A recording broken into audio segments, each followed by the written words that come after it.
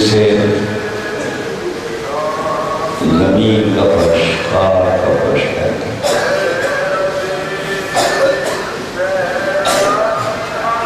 یہ یاد ہے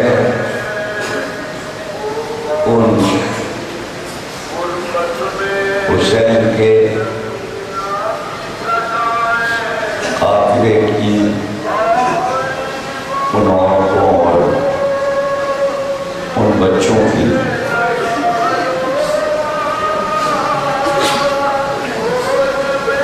کہ جو اس وقت کربلا کی خاک سے بیٹھے.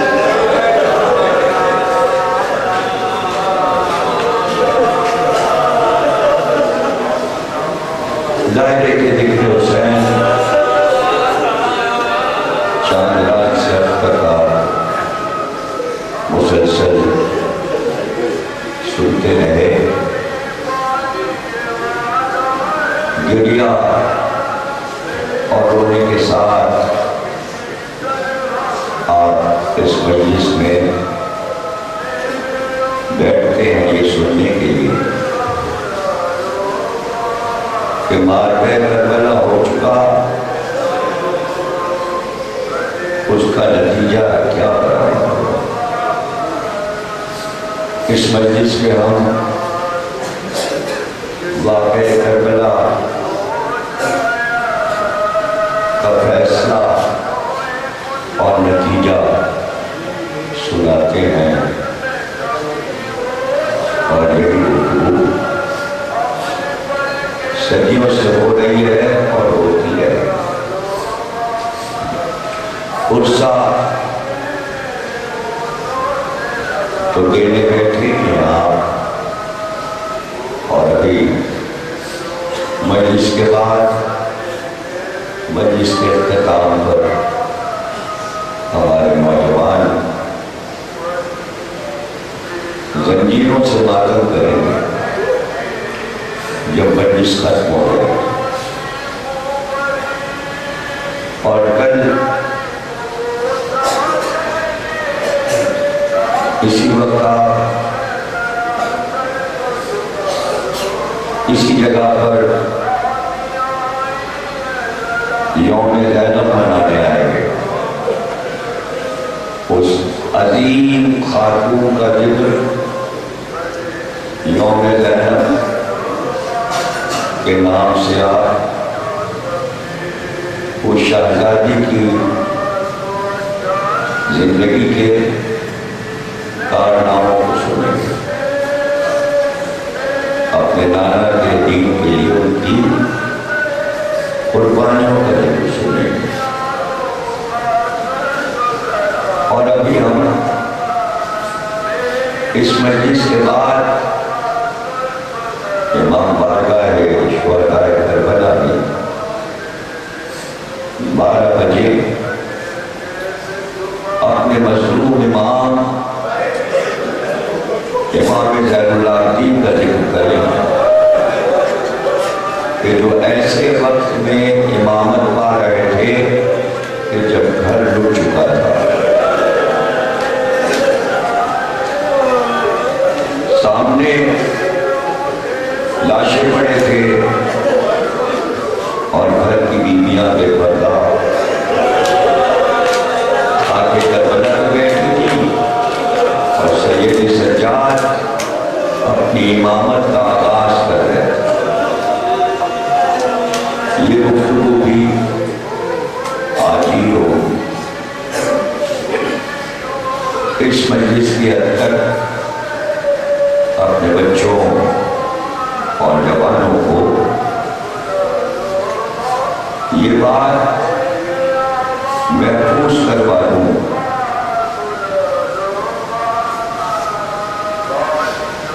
کہ 23 برس میں پیغمبر کو پورے عرب نے تسلیم کر لیا تھا.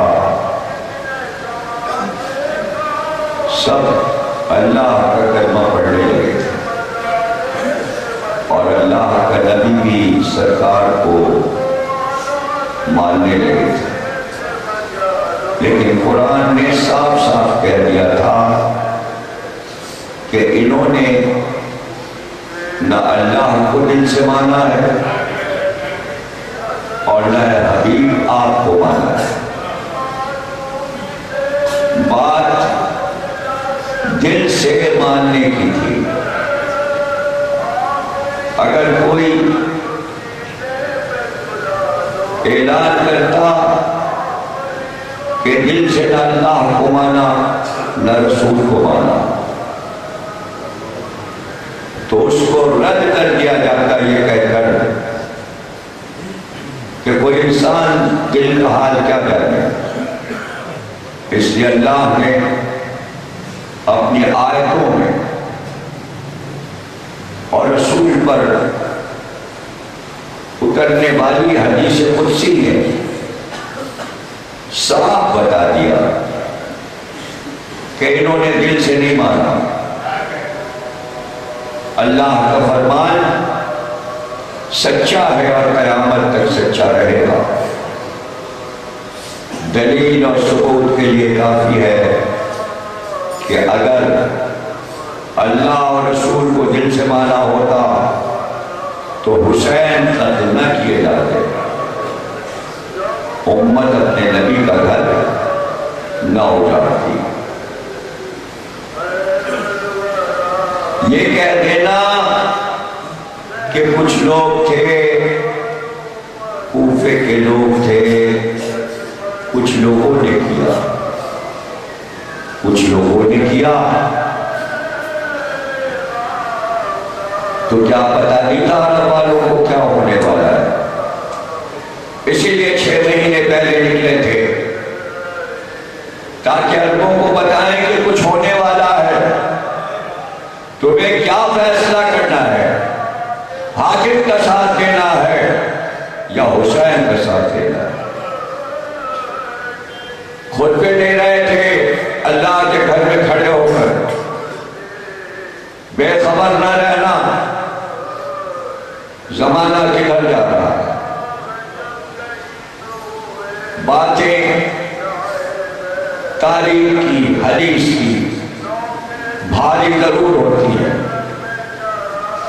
لیکن آہستہ آہستہ سمجھ میں آ جاتی ہیں۔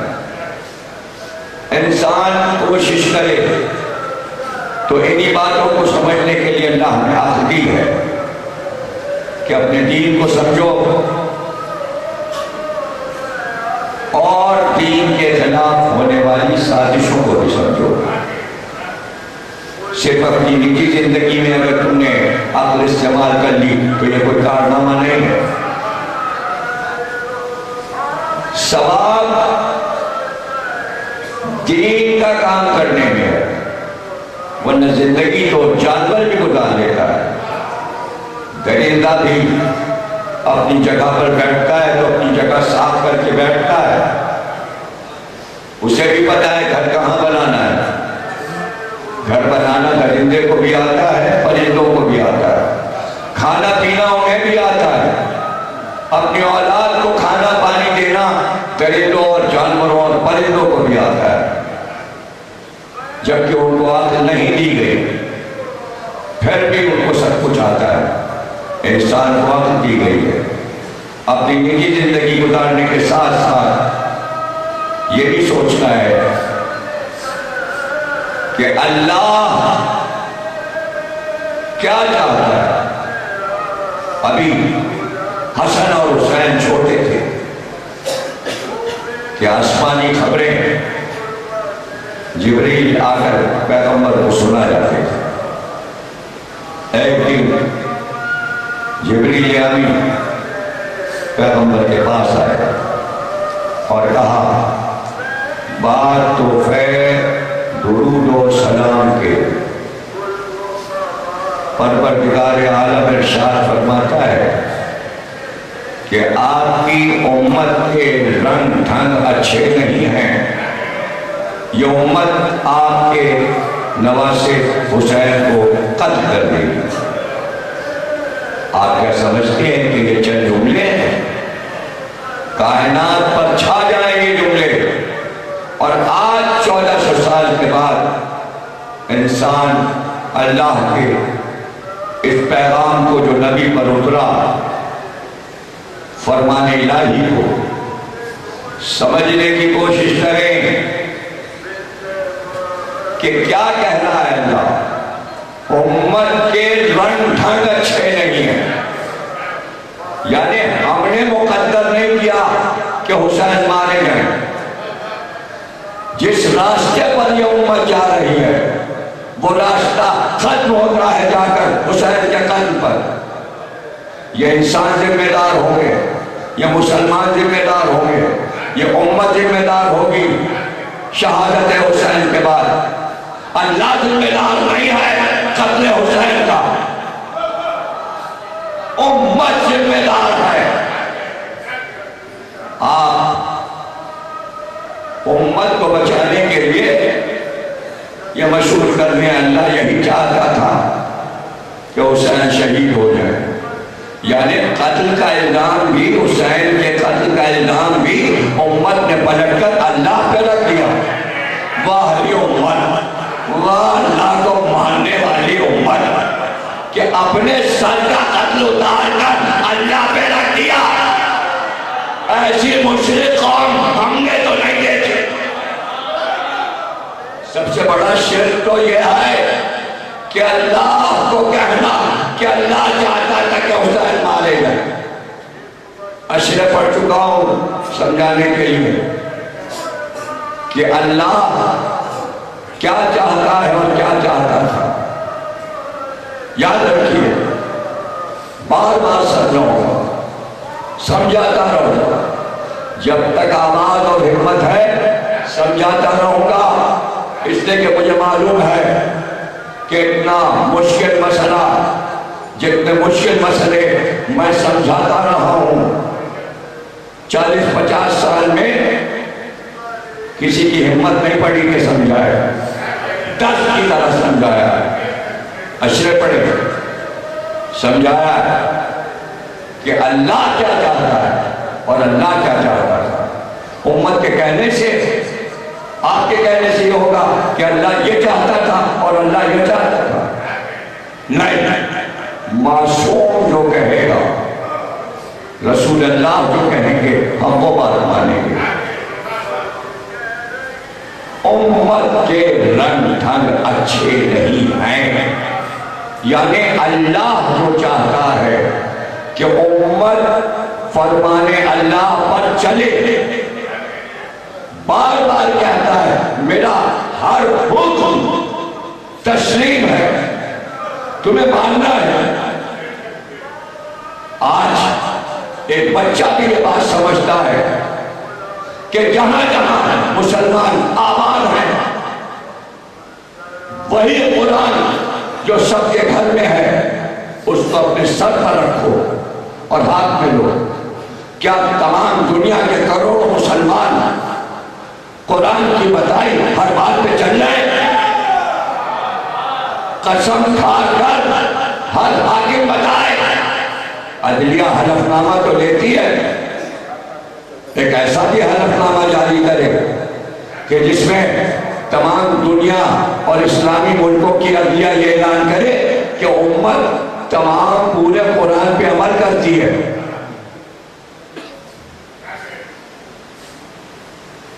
ہے کوئی جو یہ کہے پورا عمل ہو گیا؟ اگر ایسا ہوتا تو حدیثوں کی کتابیں کیوں بن جاتی؟ اتنی حدیث پیغمبر کیوں ارشاد فرماتے؟ قرآن کی اتنی تفسیریں تو لکھی جاتی؟ اس لیے کہ اللہ بار بار کہتا ہے ہم جو کہتے ہیں تم سے تم اس پر نہیں چلتے، ہم تم سے کہتے ہیں یہ کرو تم اپنی مرضی چلاتے ہو۔ کتنی مرضیاں ہیں جو مسلمان اپنی مرضی سے اپنے آپ کو چلا رہا ہے اور دکھاوا یہ کرتے ہاں اللہ کا کہا مانتے، مسجد بناتے، نماز پڑھتے، روزہ رکھتے، حج کرتے ہیں، بس اتنا ہی کہا اللہ کا مانتے، اور اس نے کہا تھا غدیر میں مت کو تو مولا، تو وہ تو نہیں مانا، وہ تو نہیں مانا۔ اللہ کا کہا تو نہیں مانا. ایسے تو میں سینکڑوں فرمان الہی گنواتا جاؤں کہ امت نے نہیں مانا, انکار کر دیا. اب رہ گیا پیغمبر کی آواز پر کس کس چیز سے انکار کیا. چھوٹی سی بات, اتنا ہی کہا تھا قلم اور کاغذ دے دو تاکہ میں تمہارے لیے ایک نوشتہ لکھ دوں تاکہ تم میرے بعد گمراہ نہ ہو جاؤ.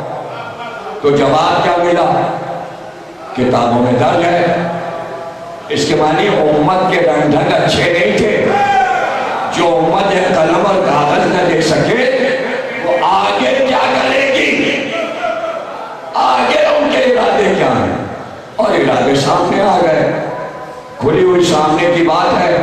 اللہ کہہ رہا تھا نبی جانے والا ہے دنیا چھوڑ کر, اور اللہ یہ چاہتا ہے کہ اس کے بعد مسلمان اپنا حاکم علی کو تسلیم کر لیں. امت نے کہا نہیں, ہم اپنی مرضی پہ چلیں گے, نہ ہم اللہ کا کام مانیں گے نہ ہم نبی کا کام مانیں گے. اچھا کر لیا نا تم نے فیصلہ, تو جب فیصلہ خود ہی کر لیا اپنی مرضی سے تو تمہارا فیصلہ نہ قرآن میں تھا نہ حدیث میں تھا. اب تک تو مسلمان ثابت کر نہیں سکے خلافتوں کو قرآن سے.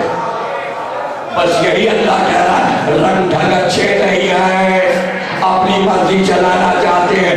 وہی خلافت جو اپنی مرضی سے بندوں نے بنائی, کتنا مختصر کر کے میں نے آسان کر دیا, وہی خلافتیں یزید پر آ کے رک گئی.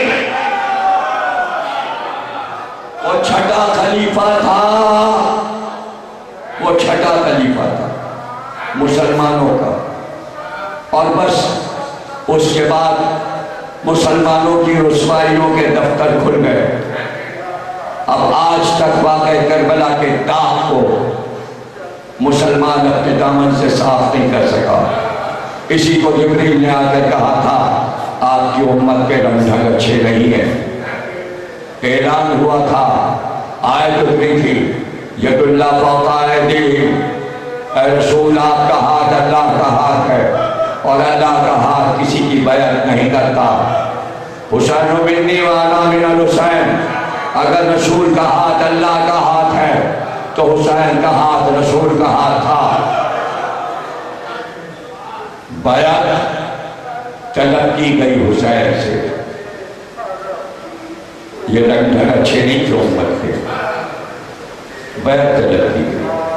حسین اور فاسق اور فاجر کی بیعت تاریخ نے لکھا, فاسق اور فاجر تھا یزید. حسین نے اس لیے بیعت نہیں کی, لیکن جواب دینے والے نے جواب دیا کہ اگر یزید فاسق اور فاجر نہ ہوتا تو جب بھی حسین بیعت نہ کرتے. اس لیے کہ رسول اللہ کا قول مستند موجود ہے, بنی امیہ پر حکومت حرام ہے. اسی بات کو علی اکبر نے اپنے رجس میں کربلا میں کہا تھا کہ حرام زادہ ہم پر حکومت نہیں کر سکتا.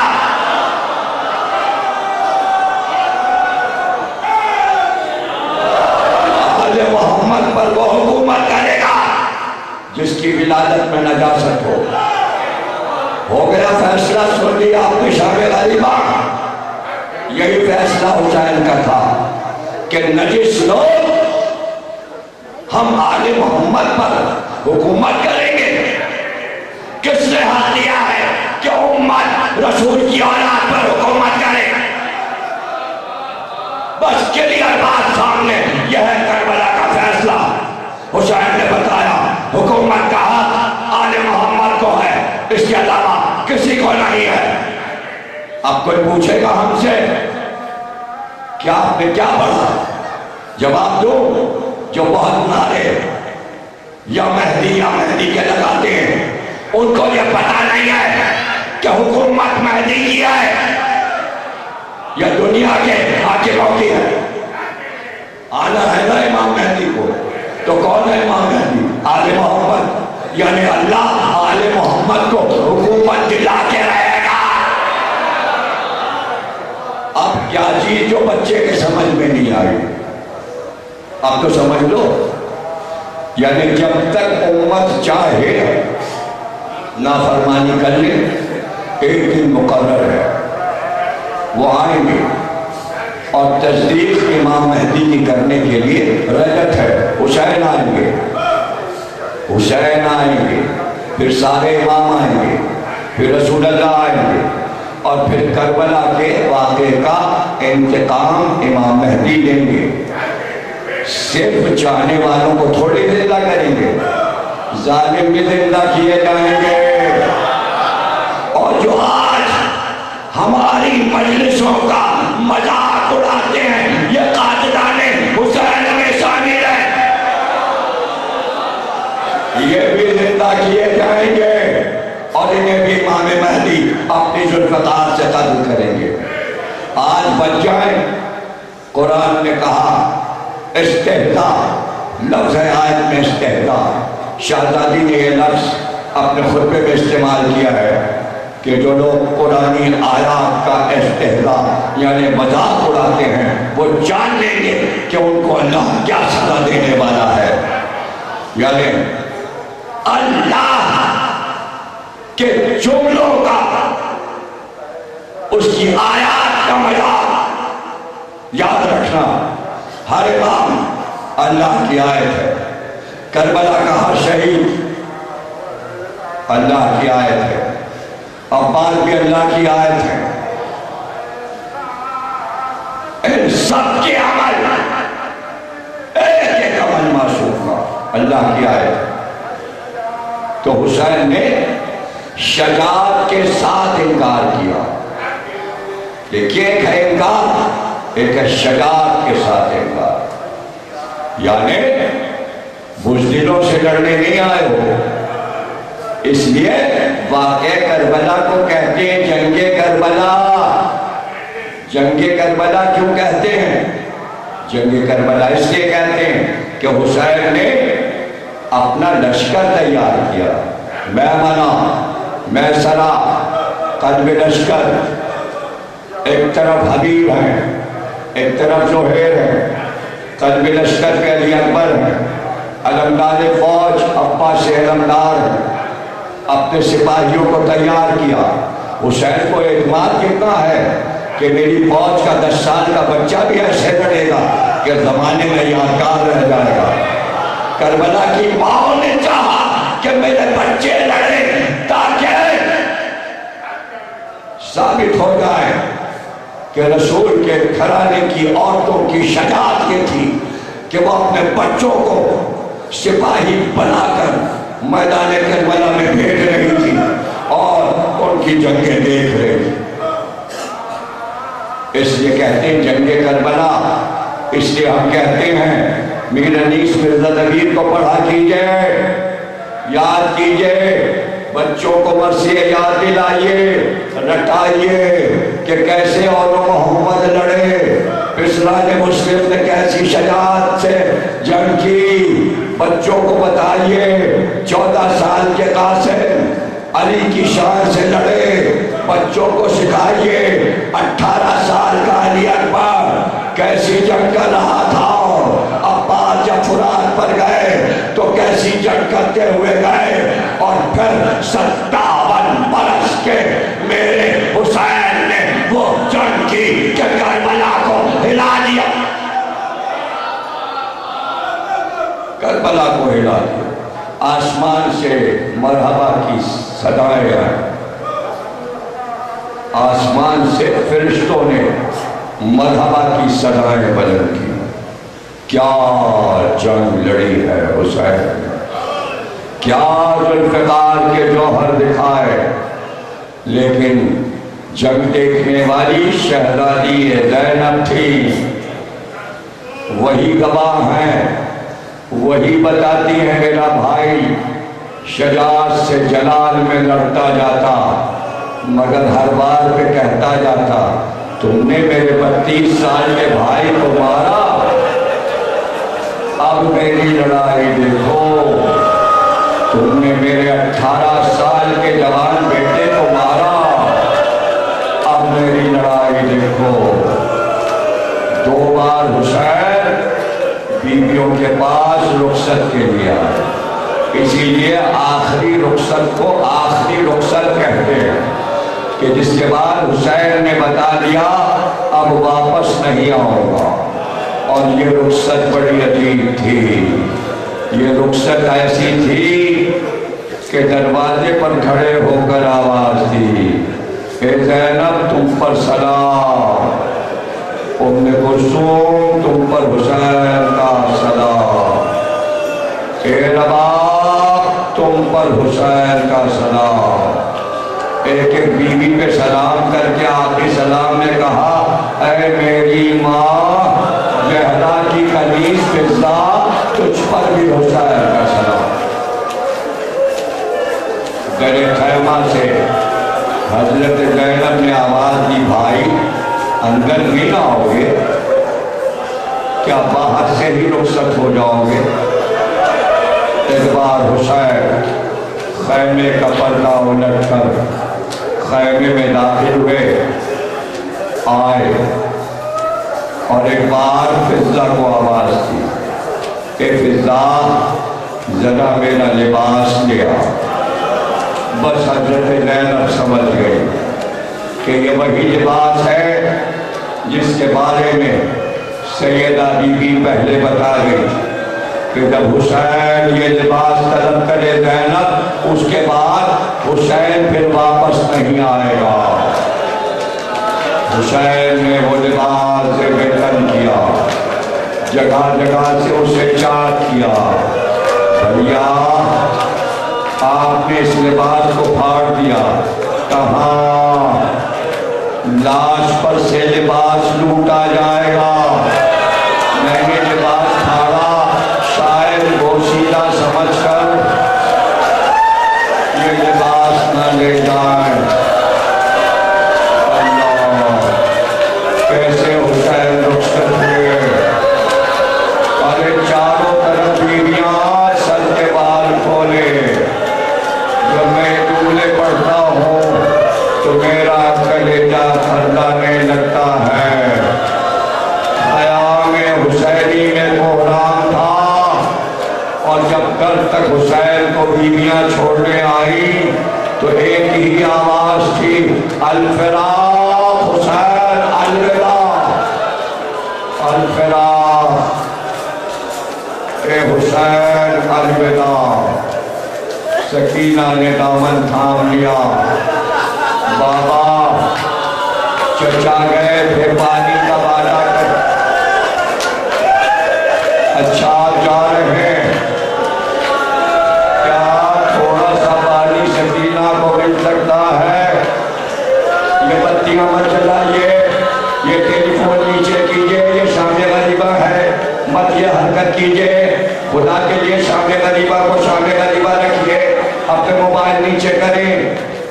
हाय बाबा थोड़ा सा पानी सकीना को मिल सकता है, थोड़ा सा पानी। क्या सकीना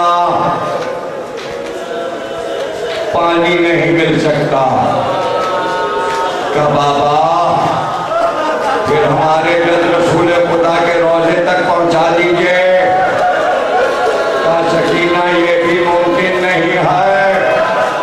आखिरी बात कही, अच्छा बाबा कहाँ जा रहे हैं महतल में, और रात जब होगी तो मैं आपको तलाश करती आऊंगी, मैं पुकारूंगी तो जवाब दीजिएगा।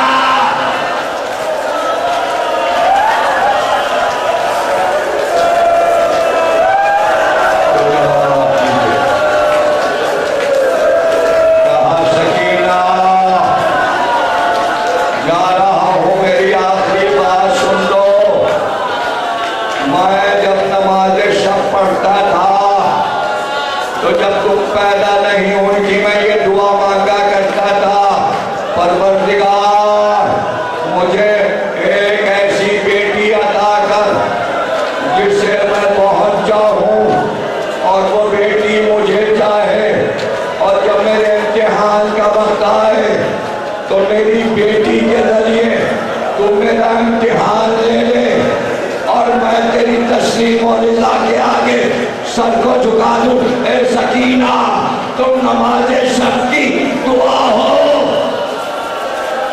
سکینہ تم حسین کا امتحان ہو تو دامن چھوڑ کر کہا بابا خدا حافظ اے بابا الوداع مگر سب در خیمہ پر بیویاں جمع تھی جانے کیا ہوگا حسین بھی چلے گئے ایک بار کربلا کی زمین کو زلزلہ آیا جیسے ہی زلزلہ آیا زینب سید سجاد کے پاس آئی اور کہا میرے لال ہنگامے اسلا گیا آنکھیں کھولو کربلا کی زمین ہل رہی ہے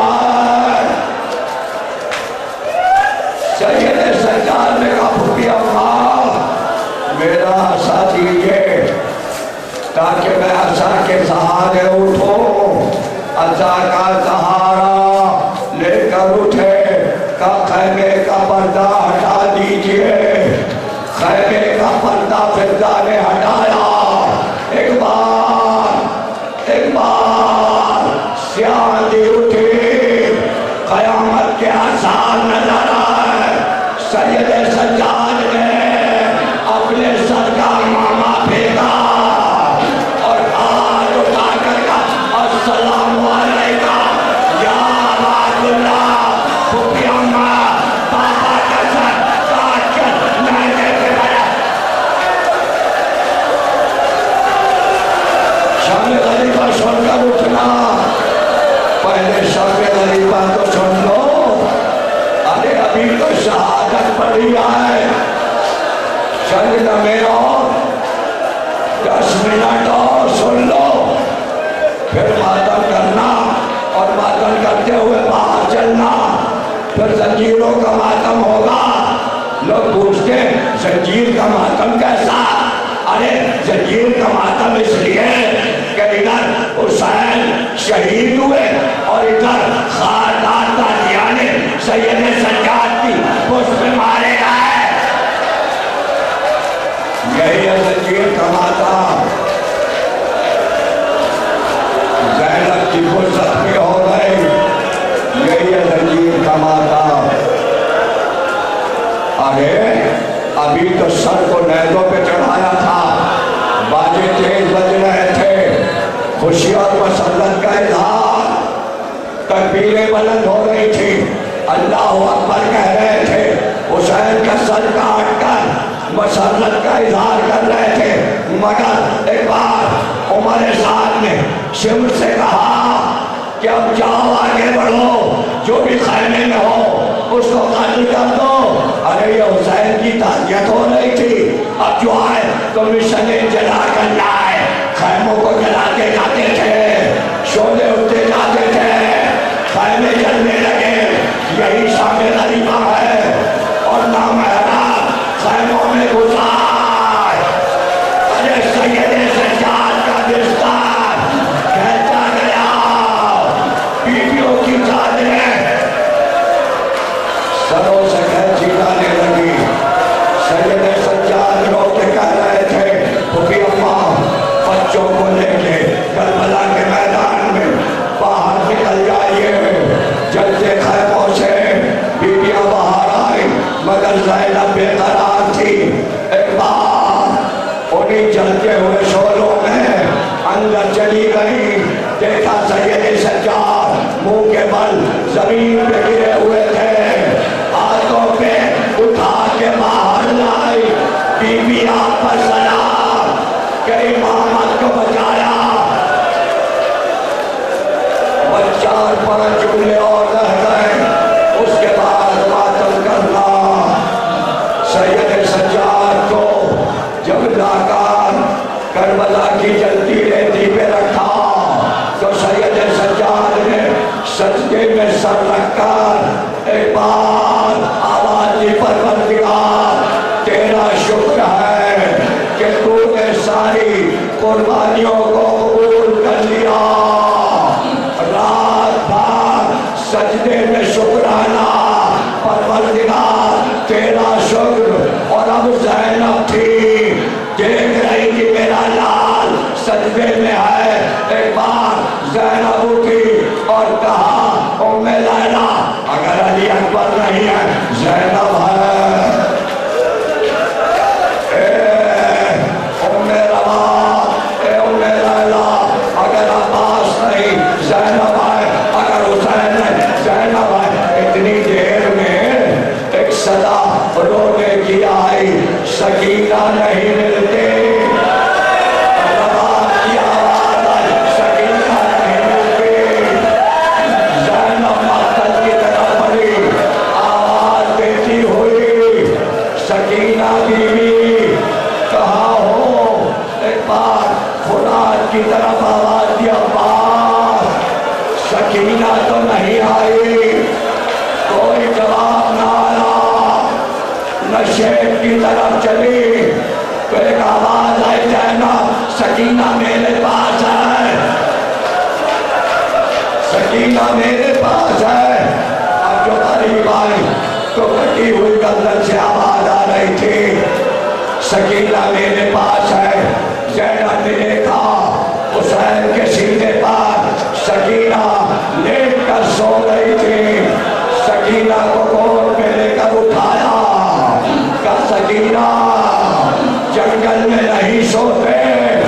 ए सकीना, माँ बहुत रो रही है, चलो माँ के पास। पुपी से बच्ची लिपट गई तो ज़ैनब ने पूछा, ए सकीना, किसी लाश पर सर नहीं है, पापा को कैसे पहचाना? तो सकीना ने कहा, जब खैमे जले तो मैं पुकारती चली, पापा, पापा। एक तरफ से आवाज आई, इलैया, इलैया, या बुलैया, ए बेटी गया। मैं इस तरफ आई तो पापा का लाशा पड़ा था। आखिरी जुमले सुनो तो ज़ैनब ने कहा, अरे भाई की लाश पर इतने तीर बेबस थे, तुम सीने